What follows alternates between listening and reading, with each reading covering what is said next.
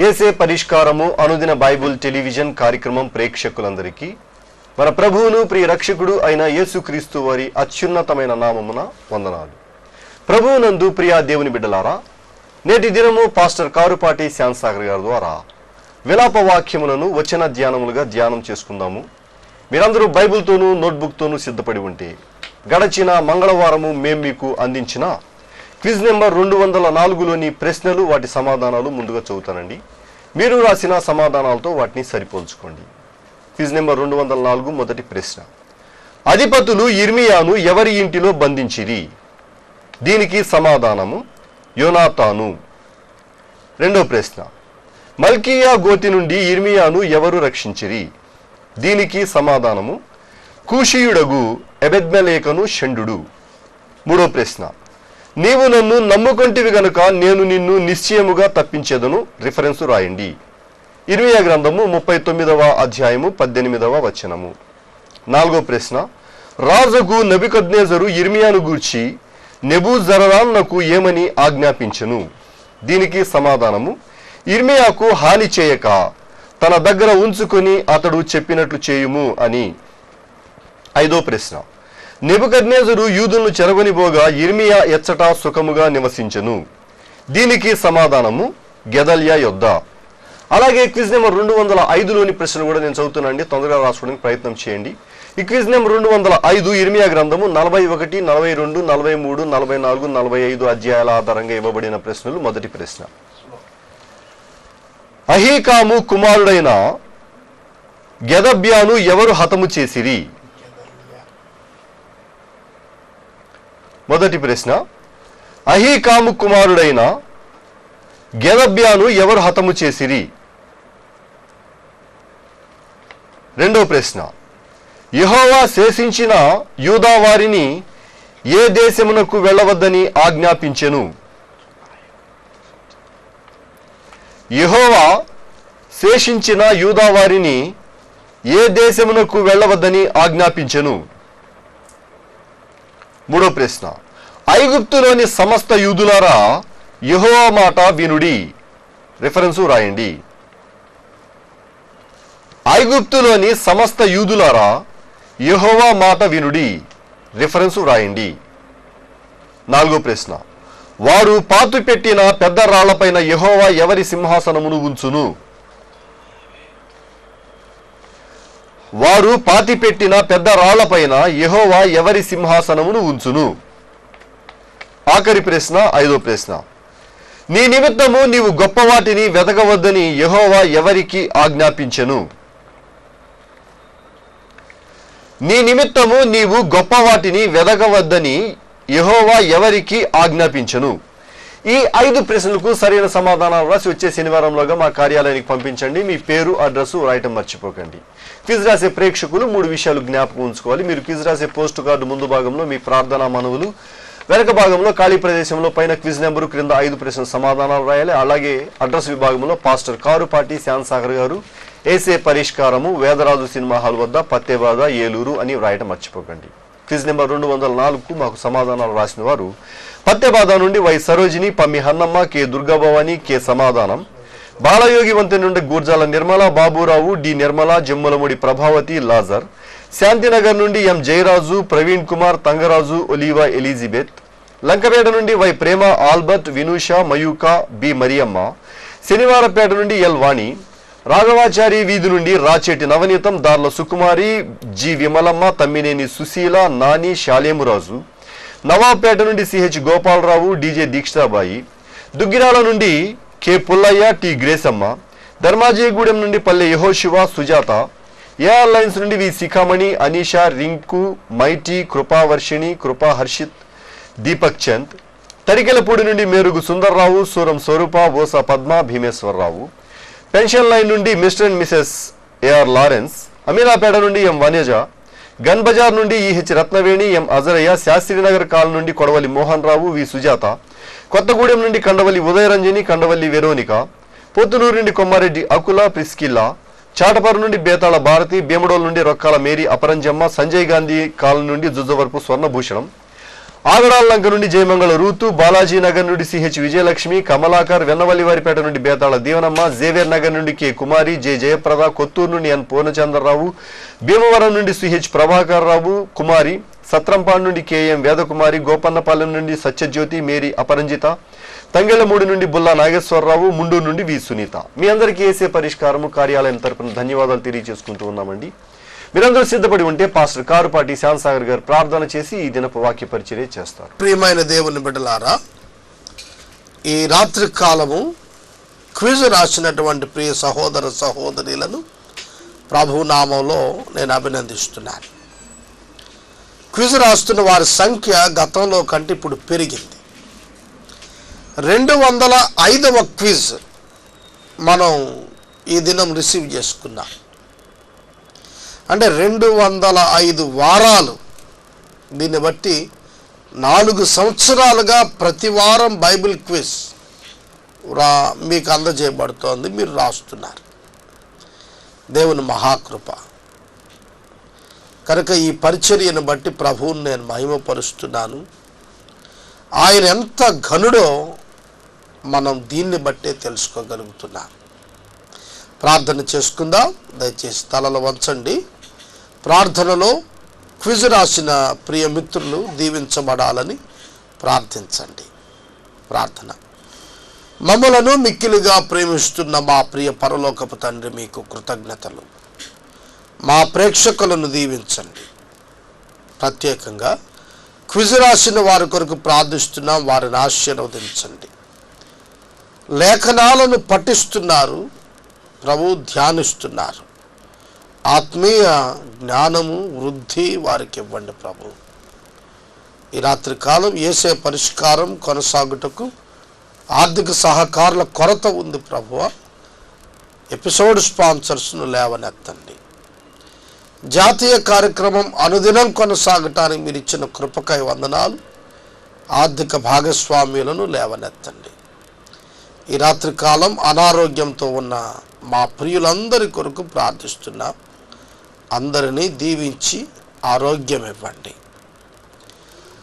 ప్రభు. పరీక్షల కొరకు సిద్ధపడుతున్న బిడ్డలు, 10th క్లాస్ ఎగ్జామ్స్ కొరకు ప్రభు సిద్ధపడుతున్న నీ ప్రియ పిల్లలను దీవించండి. ఇంటర్మీడియట్ పరీక్షల్లో మీరు ఇచ్చిన సహాయం అంతటి కొరకై మీకు ప్రత్యేకంగా వందనాలు చెల్లిస్తున్నాను ప్రభు. ఈ రాత్రి కాలం మా ప్రియ ప్రేక్షకులను మీ వాక్యము ద్వారా ఆశీర్వదించమని మా రక్షకుడని యేసు ప్రభు పేరిట ప్రార్థిస్తున్నాము తండ్రి. ఆమేన్. ప్రభువునందు ప్రియమైన దేవుని బిడ్డలారా, మీ పరిశుద్ధ బైబిల్ గ్రంథాన్ని తెరవండి. విలాప వాక్యములు గ్రంథము మీ కనుల ఎదుట ఉంచుకోండి. 1వ అధ్యాయం 3వ వచనము నుండి వాక్యాన్ని మనం ధ్యానించాలి. 2వ వచనము మనం ధ్యానిస్తుండగానే సమయం పూర్తయింది. యెరూషలేము దేవుని చేత విడవబడుట, దేవుని విడిచి పాపము చేసిన కారణంగా దాని పర్యావసానమైనటువంటి బబులోను చెరకు వెళ్ళుట, ఆధ్యాత్మిక పాపపు చెరలోనికి ఇష్టపూర్వకంగా పాపము చేసి చిక్కుకుపోయిన మానవులకు అప్లై చేస్తూ మనం మాట్లాడుకున్నాం. 2వ వచనములో రాత్రి యందు అది బహుగా ఏడ్చుచున్నది, కన్నీరు దాని చెంపల మీద కారుచున్నది. చూస్తున్నారా? కన్నీరు దాని చెంపల మీదగా కారుచున్నది. ఇక్కడ కన్నీరు అనే పదం ఒక్కసారి వివరించి నేను ముందుకు వెళ్తాను. ఒక వ్యక్తి కన్నీరు ఎప్పుడు కారుస్తాడు? 1 బాధ నొందినప్పుడు, 2 పశ్చాత్తాపపడినప్పుడు. ఇక్కడ వీరి కన్నీరు బాధ నొందినందున, పశ్చాత్తాపపడినందున, వీరి కన్నీరు బాధ నొందినందున, వీరి కన్నీరు బాధ నొందినందున. Immediate after. చూడండి, 586 BC సొలొమోను యొక్క దేవాలయంగా ఉండిన ఆ యెరూషలేము దేవాలయం పడగొట్టబడింది. వెనువెంటనే రాస్తున్నాడు ఇర్మీయా. కనుక వారు వారి పాపమును గుర్చి ఇంకా పరిపూర్ణంగా పశ్చాత్తాపంలోనికి రాలేరు. వారికి కలిగిన బాధను బట్టి వారు కన్నీరు గారుస్తున్నారు. ఎందుకో తెలుసిన, వృద్ధులైన తల్లిదండ్రులు యవన కుమారులను కుమార్తెలను పోగొట్టుకున్నారు. యవన కుమార్తెలు చెరచబడ్డారు. ఎంత దుఃఖం ఉంటుందో ఆ తల్లిదండ్రులకు. చెరచబడి హత్య చేయబడ్డారు. ఎంత కన్నీరుంటుంది ఆ తల్లిదండ్రులకు. పసిబిడ్డలు చీల్చబడ్డారు. గర్భిణీ స్త్రీలు గర్భాలు చింపబడ్డాయి. ఎంత దుఃఖాక్రాంతులై ఉంటారు. ఏనెక్కలు పరారైపోయారు. బలాఢ్యులు మౌనులైపోయారు. ఆలోచన చెప్పేవాళ్లే లేకుండా అయిపోయారు. ఇక ఆ పట్టణం కన్నీరు కార్చక ఏం చేస్తుంది? పాపము మానవుని జీవితాల్లో అలానే చేస్తుంది. సోదరుడా, సోదరి, పాపము చేసిన వాడు దొరికి శిక్ష అనుభవిస్తున్నప్పుడు ఒంటరిగా అనుభవించాల్సిందే. అవునా? ఒక వ్యక్తి నరహత్య చేసి జైలుకి వెళితే ఆ జైల్లో అతని బాధ వర్ణనాతీతం. ఈ మధ్యకాలంలో TV9 వారు చర్లపల్లి జైల్లో ఉన్నటువంటి ఈ ఖైదీలలో మధ్యల చెరువు సూరి గారు ఇంటర్వ్యూ తీసుకున్నప్పుడు అతను అనంతపూర్ జైలుకి తీసుకొచ్చినారు. ఆ ప్రయాణం అంతా వెంబడించి వాళ్ళు ఇంటర్వ్యూ చేసింది టీవీలో ఇచ్చారు. దానిలో ఆయన చెప్పారు, అయ్యా, ఎవ్వరికి శత్రువుకు కూడా ఇలాంటి గతి పట్టకూడదు. 20 సంవత్సరాలు 14 సంవత్సరాలు మేము కుటుంబాలను చూసుకొని బిడ్డలను చూసుకొని మా బిడ్డలు మమ్మల్ని ఇలా చూడకూడదని వేరే ఊర్లో మేము చదివిస్తున్నాం. అంటే శిక్ష అనుభవిస్తున్న వాడు కార్చే కన్నీరు వ్యధ శిక్షకు వెలుపట ఉన్న వారికి అర్థం కాదు. సోదరుడా, సోదరి, ఆయన చెప్తున్నప్పుడు ఆయన కళ్ళల్లో కన్నీళ్లు చూశా. ఎందుకు ఈ మాటలు నేను జ్ఞాపకం చేస్తున్నానంటే, ఉదాహరణగా శిక్ష అనుభవిస్తున్నటువంటి వ్యక్తి ఎన్ని నిద్రలేని రాత్రులు గడిపాడో ఆయన చెప్పాడు. సోదరుడా, సోదరి, ఈ రాత్రికాలం నీ జీవితంలో కూడా నిద్రలేని రాత్రులు, నిద్రపోలేని రాత్రులు ఏ పాపాన్ని బట్టి నువ్వు గడుపుతున్నావు? యెరూషలేము యొక్క పాపం అది నిద్ర లేని రాత్రులు గడిపేటువంటిదిగా, రాత్రులు కూర్చొని కన్నీరు కారుస్తున్నటువంటి ప్రజలను జ్ఞాపకం చేస్తుంది. ఒకనాటి వైభవాన్ని, ఒకనాటి స్వాతంత్రాన్ని, ఒకనాటి ఆనందాన్ని తెలుసుకుని దానిని విడిచిపెట్టిన వారుగా, సోదరుడా, సోదరి, అనేక మంది విశ్వాసులు సహితం యేసుక్రీస్తు ప్రభువును అంగీకరించిన వారు మరలా తిరిగి పాపములో చిక్కుకొని కన్నీరు కారుస్తున్న వారు అనేక మంది ఈ దినాల్లో కనిపిస్తున్నారు.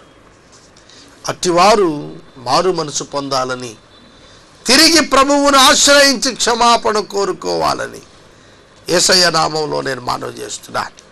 3వ వచనంలోనికి వెళదాం. చూడండి, యోధా బాధ నొంది దాసురాలై చెరలోనికి పోయి ఉన్నది. చూడండి, యోధ ఒక ప్రత్యేక స్థానం కలిగి ఉంది 12 గోత్రాల్లో. యోధా నుండి రాజులు వచ్చారు. గ్రహిస్తున్నారా? యూదా గోత్రంలో నుండే దావీదు వచ్చాడు, సొలొమోను వచ్చాడు. కనుక ఈ రాజగోత్రం ఏమైందట? బాధ నుండి దాసురాలైంది. చూడండి, బాగా బతికి చెడిన వాడు అంటారే, అవునా? రాజుగా ఉన్నవాడు దాసుడిగా మారిపోయాడు. ఇది గత దినం కూడా చెప్పాను నేను. ఏదైనా వనంలో ఏలికగా ఉన్న ఆదాము దాసుడయ్యాడు. ఎంత దారుణమైన పరిస్థితి! అవును, రాజరికం పోయి దాసుడైపోతాడు పాపం చేసిన వాడు. దేవుని యొక్క వాక్యంలో తప్పిపోయిన కుమారుని వృత్తాంతం మనం కనిపిస్తుంది. లూకాసు వార్త 15వ అధ్యాయంలో తప్పిపోయిన కుమారుడు తండ్రి ఆస్తిని అడిగి తీసుకుని దూర ప్రాంతం పోయాడు, తప్పిపోయాడు. దుర్వ్యాపారంలో ఆస్తి పోగొట్టుకున్నాడు, తప్పిపోయాడు, దాసుడయ్యాడు. పందుల పొట్టుతో తన కడుపు నింపుకొని ఆశపడినటువంటి దాసుడయ్యాడు. యూదులు పందులను చాలా హేయమైనవిగా ఎంచుతారు. అటువంటి పందులు మేపే వృత్తికి దిగాడు. ఆకలి కారణంగా దాసుడయ్యాడు. యజమానుడు ఉన్నవాడు దుర్వ్యాపారం వలన దాసుడైపోయాడు. సోదరుడా, సోదరి, ఈ ప్రత్యేక సమయంలో నీవు తెలుసుకోవాలి, నేను కూడా తెలుసుకోవాలి. ఎందుకంటే నేను కూడా అనేకమైన పరిస్థితుల వాక్యం గుండా నేను హెచ్చరిక చేసుకుంటాను. దేవుని యొక్క వాక్యం ఎవరైతే మీరి అపరాధంలో పడతారో, దోషంలో పడతారో, పాపంలో పడతారో వారు దాసులవుతారు. నీవు నీతికి దాసుడవుగా నిన్ను నీవు అప్పగించుకోమంటాడు పౌలు. నువ్వు దేనికి దాసుడిగా అప్పగించుకుంటే దానికి దాసుడవు. పాపమునకు దాసుడిగా అప్పగించుకుంటేవా పాపమునకు దాసుడవు. నీతికి దాసుడిగా అప్పగించుకుంటేవా నీతికి దాసుడు అవుతావు. కనుక నీ శరీరమును, నీ శరీర అవయవములను మునుపు పాపమునకు దాసులుగా అప్పగించినట్లు ఇప్పుడు క్రీస్తునందు లోబడిన వాడవై నీవు నీతికి దాసుడిగా మారు అని చెప్పాడు. సోదరుడా, సోదరి, రాత్రికాలం వాక్యం వింటున్నావు కదా. యూదా చెరలోనికి పోయిందట, దాసురాలయ్యిందట, బాధ నొందిందట, అన్యజనులలో నివసిస్తోంది, విశ్రాంతి నొందకపోయాను. వీరికి విశ్రాంతి నొందకపోయాను. వింటున్నారా? విశ్రాంతి నొందకపోయాను. యూదులకు ఒక ప్రత్యేక ఆచారం ఉంది. అది 4వ ఆజ్ఞలో 10 ఆజ్ఞలలో కూడా పెట్టబడింది. అదేమిటి? విశ్రాంతి దినమును పరిశుద్ధంగా ఆచరించమన్నాడు. ఇక్కడ విశ్రాంతి నొందకపోయాను. అన్యజనుల మధ్య నివసిస్తూ విశ్రాంతి దినాచారం అబ్జర్వ్ చేయటానికి కూడా వారికి స్వాతంత్రం లేనట్లుగా 70 సంవత్సరాలు వారు ఇబ్బందులు పాలయ్యారు. వాస్తవానికి మనం చూస్తే 420 సంవత్సరాలు వారు 39 మంది రాజుల చేత పరిపాలించబడిన కాలంలో విశ్రాంతి దినాన్ని నిర్లక్ష్యపరిచినందున విశ్రాంతి లేనటువంటి వారిగా అన్యజనాంగం మధ్య వారి నివాసం చూడాల్సి వచ్చింది.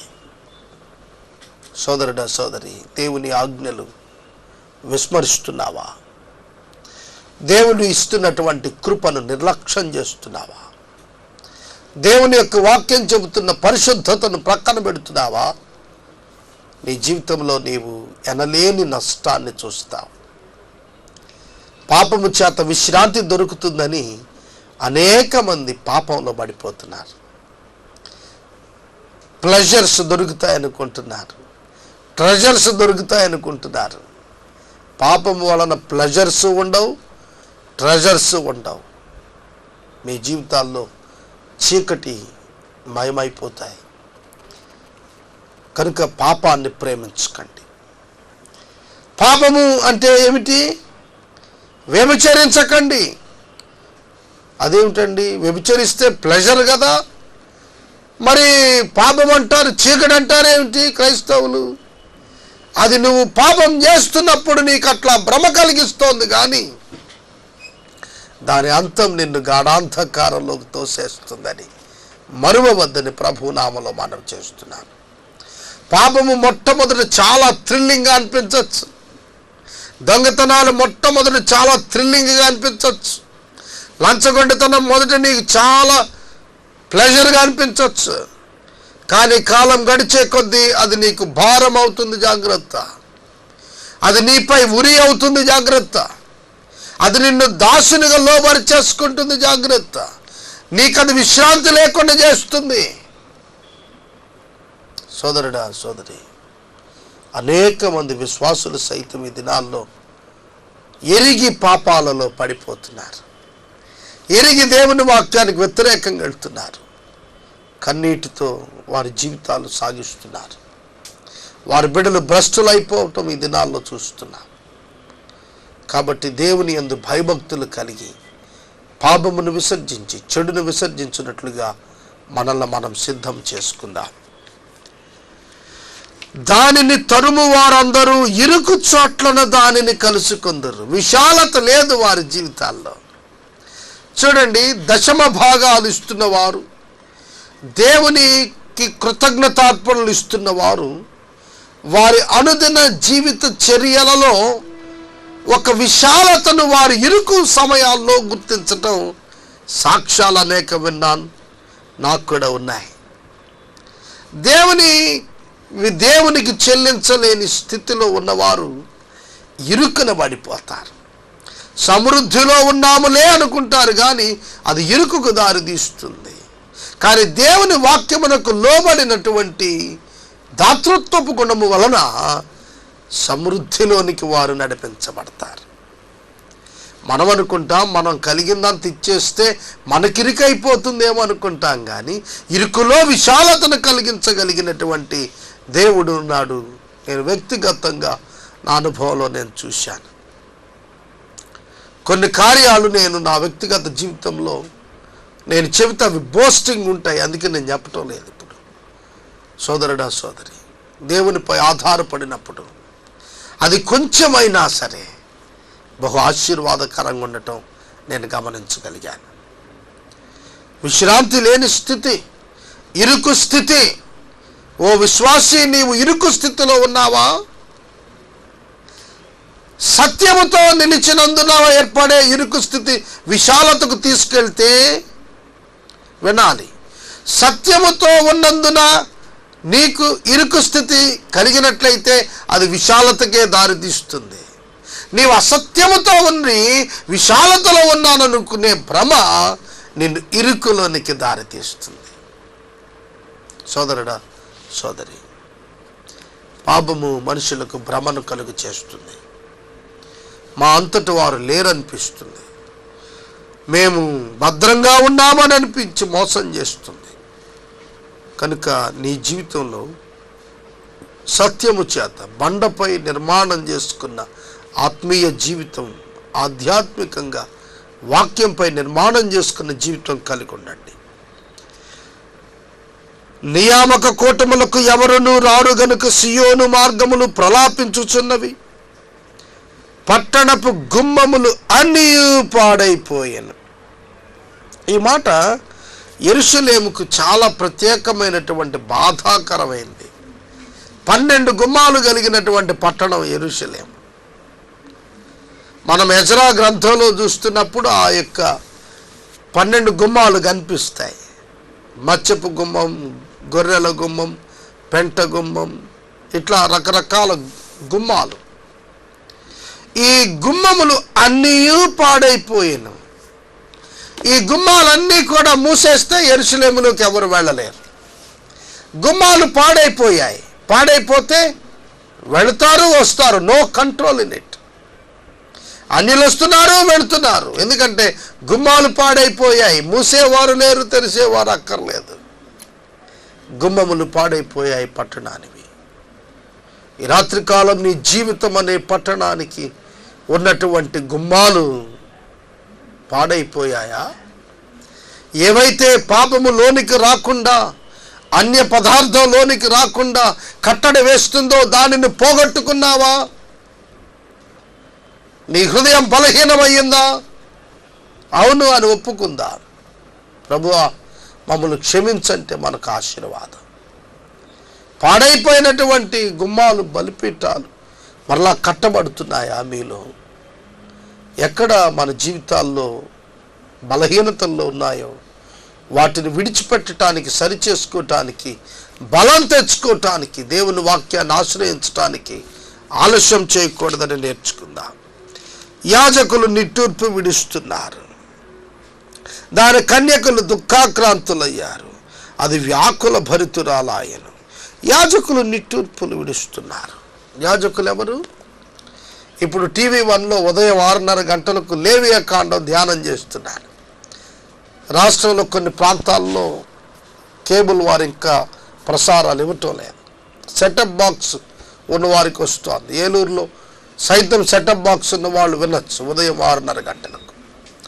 చెప్తున్నాడు, యాజకులు నిట్టూర్పులు విడుస్తున్నారు. యాజకులు దేవుని చేత పోషించబడినటువంటి గొప్పవారు, వారు నిట్టూర్పులు విడుస్తున్నారు. ఎంత దయనీయమైన పరిస్థితి! యాజకులు నిట్టూర్పు విడిస్తే ఇంకా ఎంత దారిద్ర్యత, ఎంత అరిష్టం సమాజంలో ఉండుంటుందో ఒకసారి ఆలోచించండి. సోదరుడా, సోదరి, రాత్రికాలం దేశం వ్యాకుల భరితం అయిపోయింది. ఇక్కడ వాక్యాన్ని నేను నిలుపుదల చేస్తున్నాను. రేపటి వాక్య భాగంలో మనం 5వ వచనం నుండి ధ్యానం చేద్దాం. 2 వచనాలు అవుతున్నాయి ఒక దినానికి. ఎపిసోడ్ స్పాన్సర్స్ కావాలి, దయచేసి ముందుకు రండి. మనము ఇంతవరకు పాస్టర్ కారుపాటి శ్యామ్సాగర్ గారి ద్వారా వచన ధ్యానములుగా విలాప వాక్యములను ధ్యానం చేసుకున్నాము. ఈ కార్యక్రమం ద్వారా మీరు పొందుకొనుచున్న ఆత్మీయ మేలులు ఒక ఉత్తరం ద్వారా మాకు తెలియచేయండి. మీ ప్రార్థనా మనవులు మాకు తెలియచేస్తే ఏసే పరిష్కారము కార్యాలయంలో ఏర్పాటు చేసిన 24 గంటల ప్రార్థనా శిబిరంలో మీ కొరకు ప్రత్యేకంగా ప్రార్థిస్తాము. మీ కుటుంబ పక్షముగా ఒక ఎపిసోడ్ ప్రసారం చేయాలనుకునేవారు మాకు తెలియచేయండి. అలాగే ఈ కార్యక్రమానికి ప్రతి నెల 100 రూపాయలు కానీ, 50 రూపాయలు కానీ, 25 రూపాయలు కానీ ఆర్థిక సహకారం అందించాలనుకునేవారు మాకు తెలియచేస్తే మా సిబ్బంది మీ గృహాలను దర్శిస్తారు. క్విజ్ నెంబర్ 205లోని ప్రశ్నలు మరోసారి చదువుతున్నాండి, తొందరగా రాసుకోవడానికి ప్రయత్నం చేయండి. ఈ క్విజ్ నెంబర్ 205 ఇర్మియా గ్రంథం 41వ అధ్యాయం నుండి 45వ అధ్యాయం మధ్య ఇవ్వబడిన ప్రశ్నలు. మొదటి ప్రశ్న, అహీకాము కుమారుడైన గెదల్యాను ఎవరు హతము చేసిరి? అహీకాము కుమారుడైన గెదల్యాను ఎవరు హతము చేసిరి? రెండో ప్రశ్న, యెహోవా శేషించిన యూదా వారిని ఏ దేశమునకు వెళ్ళవద్దని ఆజ్ఞాపించెను? యెహోవా శేషించిన యూదా వారిని ఏ దేశమునకు వెళ్ళవద్దని ఆజ్ఞాపించెను? మూడో ప్రశ్న, ఐగుప్తులోని సమస్త యూదులారా యెహోవా మాట వినుడి. రిఫరెన్స్ వ్రాయండి. ఐగుప్తులోని సమస్త యూదులారా యెహోవా మాట వినుడి. రిఫరెన్స్ వ్రాయండి. నాలుగో ప్రశ్న, వారు పాతిపెట్టిన పెద్ద రాళ్లపైన యెహోవా ఎవరి సింహాసనమును ఉంచును? వారు పాతిపెట్టిన పెద్ద రాళ్లపైన యెహోవా ఎవరి సింహాసనమును ఉంచును? ఐదో ప్రశ్న, ఆఖరి ప్రశ్న, నీ నిమిత్తము నీవు గొప్ప వాటిని వెతకవద్దని యెహోవా ఎవరికి ఆజ్ఞాపించెను? నీ నిమిత్తము నీవు గొప్ప వాటిని వెతకవద్దని యెహోవా ఎవరికి ఆజ్ఞాపించెను? ఈ 5 ప్రశ్నలకు సరైన సమాధానాలు రాసి వచ్చే శనివారంలోగా మా కార్యాలయానికి పంపించండి. మీ పేరు, అడ్రస్సు రాయటం మర్చిపోకండి. ముగింపు ప్రార్థన ఆశీర్వాదాలతో ఈ కార్యక్రమాన్ని ముగించుకుందాం. ప్రార్థన చేసుకుందాం. దయచేసి తలల వంచండి, ప్రార్థనలో ఏకీభవించండి. మమ్మల్ని మిక్కిలుగా ప్రేమిస్తున్న మా ప్రియ పరలోకపు తండ్రి, మీ పరిశుద్ధ ఘన నామమునకు స్తోత్రాలు చెల్లిస్తున్నా. ఈ రాత్రి కాలం మీ ప్రియబిడ్డలంగా మేము మీ సన్నిధికి వచ్చి విజ్ఞాపన చేస్తున్నాం.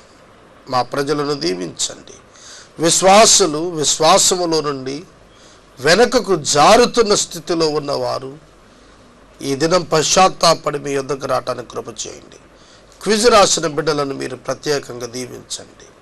అనారోగ్యంతో ఉన్న వారికి ఆరోగ్యమును, ఆర్థిక ఇబ్బందులు పడుతున్న వారికి ఆర్థిక కృపలను, పరిచర్యలు చేస్తున్న వారికి మీ కృపా సహాయమును దయచేయండి.